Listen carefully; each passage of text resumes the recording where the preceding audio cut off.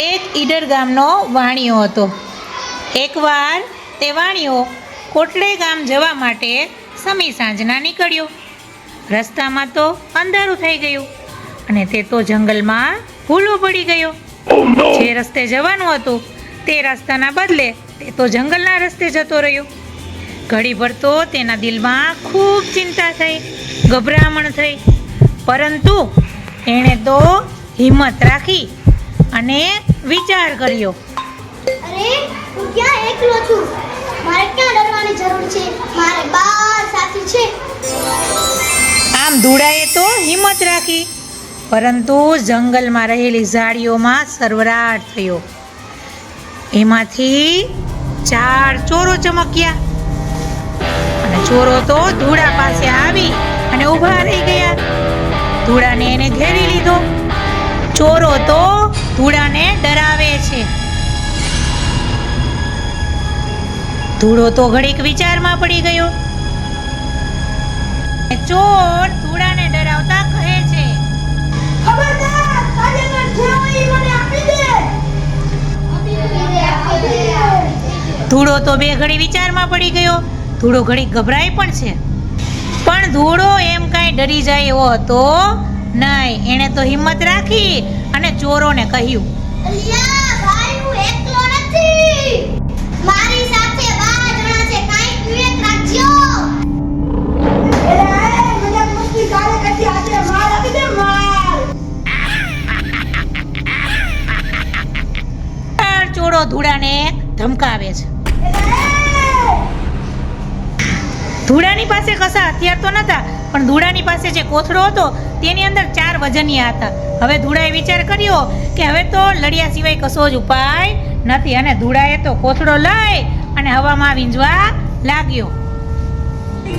અને ચોરો તો ભાગવા લાગ્યા, કોથળાથી બચવા લાગ્યા. એમાં રહેલા કાટલા તેને તો ખૂબ ભાગતા હતા, સબોસાબ ભાગતા હતા. પણ ધૂળો તો જાણે કે જંગમાં ઉતર્યો હોય એમ આગુ પાછું કશું જ જોતો નથી અને ધનાધન ચોરોને મારવા લાગે છે.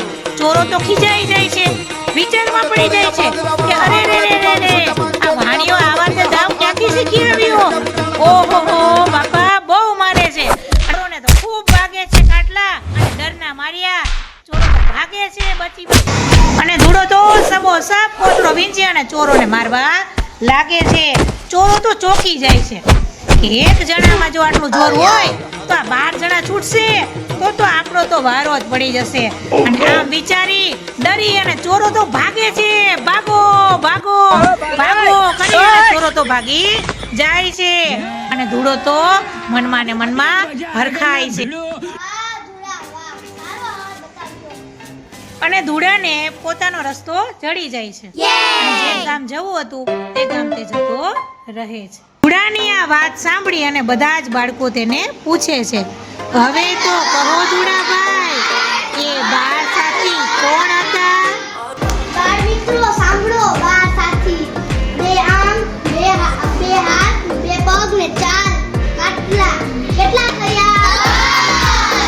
છેલ્લા 2 હિંમત અને વિશ્વાસ. એના વિના બધું નકામું. તો બાળ મિત્રો, ધૂળાભાઈની આ હિંમત માટે અને તેમની કલાકારીઓ માટે જોરદાર તાળી. આપણે પણ આવી જાઓ ચોરો. સરસ સરસ એક્ટિંગ. જીવનમાં જ્યારે પણ ધૂળાની વાર્તામાંથી આપણને શું શીખવા મળે છે કે જીવનમાં જ્યારે પણ મુસીબત આવે તો આપણે હિંમતથી એનો સામનો કરવો જોઈએ, કારણ કે આપણે ક્યારેય એકલા નથી. આપણી સાથે શું છે? આપણો વિશ્વાસ છે. 12 સાથી તો છે જ, પણ જો આપણો વિશ્વાસ ન હોય, આપણામાં હિંમત ન હોય, તો જેમ ધૂળાભાઈએ કીધું કે આગળના 10 સાથી નકામા છે. એટલે પેલું આપણામાં વિશ્વાસ અને હિંમત તો હોવા જોઈએ. સરસ ભાઈ, હેલો ટીમ, વેરી ગુડ.